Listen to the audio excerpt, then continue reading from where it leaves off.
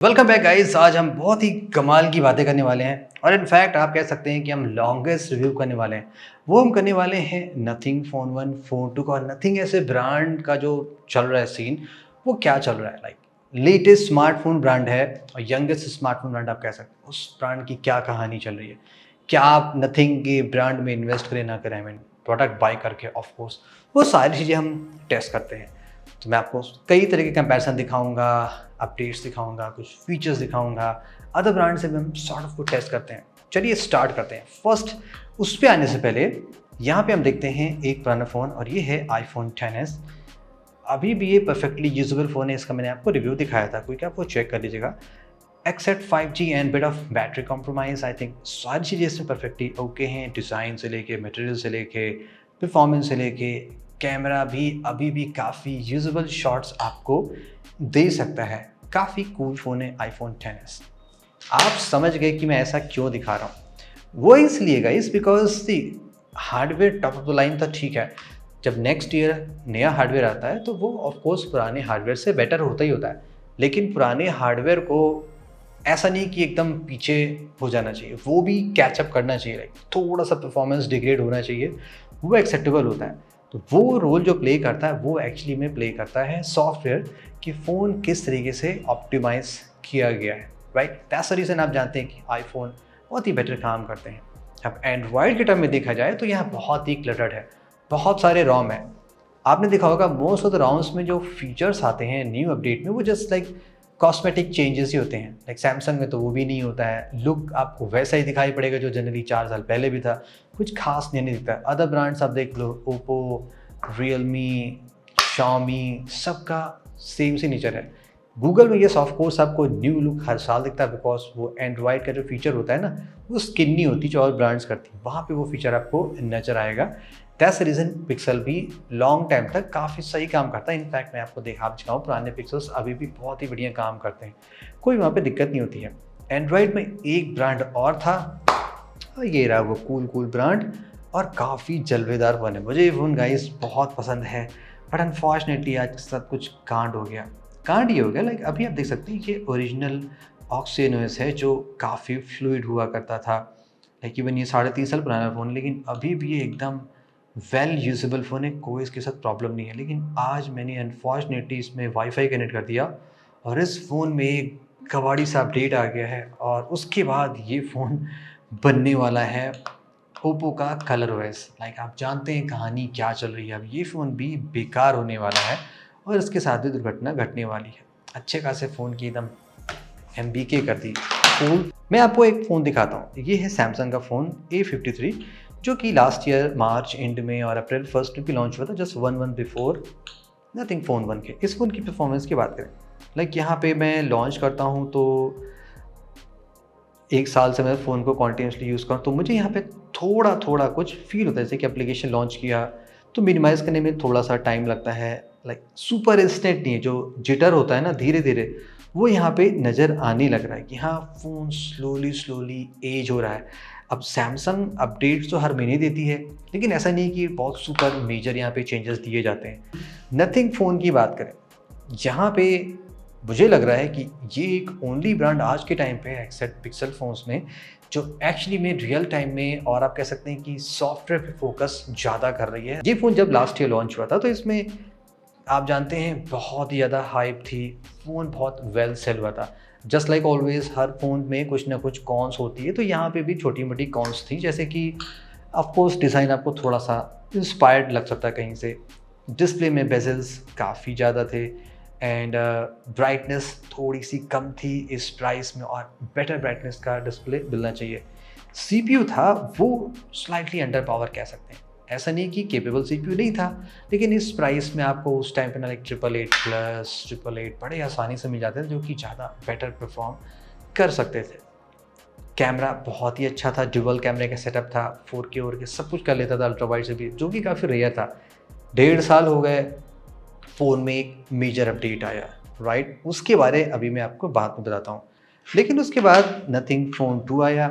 इस फ़ोन में वो सारी चीज़ें फिक्स कर दी गई जो नथिंग फ़ोन 1 में मिसिंग थी। जैसे कि डिस्प्ले की बात कर लें, अब यहाँ पे डिस्प्ले में बेजल्स कम हो गए, LTPO डिस्प्ले है जो कि रेयर होता है इस प्राइस में। मोस्ट ऑफ द फोन्स जो आप देखेंगे वो जस्ट 120 हर्ट्ज पे आते हैं max to max, and 144 hertz अब आने लगे, लेकिन LTPO किसी भी नहीं है वेरिएबल जो कि ज़्यादा बेटर बैटरी और बेटर स्मूथनेस आपको दे सकता है।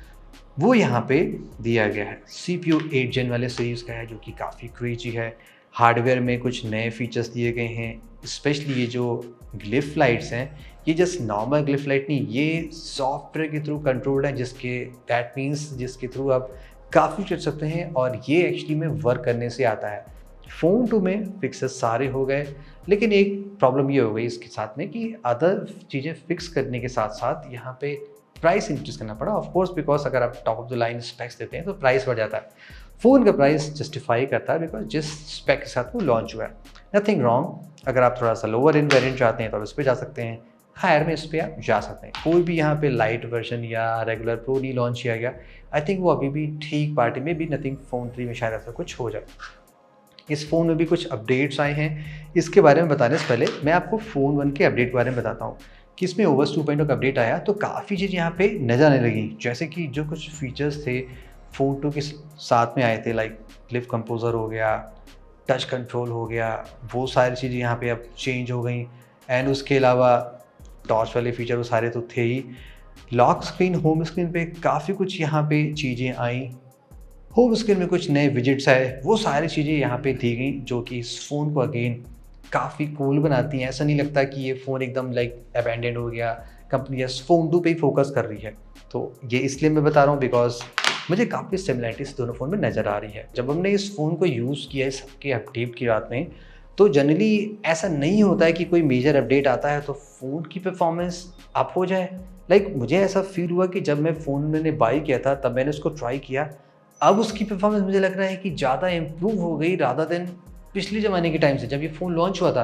तो ये एक अलग बात हो जाती है कि रियली परफॉर्मेंस पे ध्यान दिया जा रहा है। 1.5 साल पुराना फ़ोन है लेकिन काफ़ी फास्ट काम कर रहा है। अब मैं उसको जस्ट एक ही सिमिलर तरीके जेस्चर से अप डाउन करता हूँ तो आप ज़रा सा भी नहीं फील कर पाएंगे कि हाँ, एक में 8 Gen 1 है, एक में 778G है, जो कि काफ़ी अंडर पावर है इस CPU की कंपैरिजन में, लेकिन परफॉर्मेंस सुपर कूल है।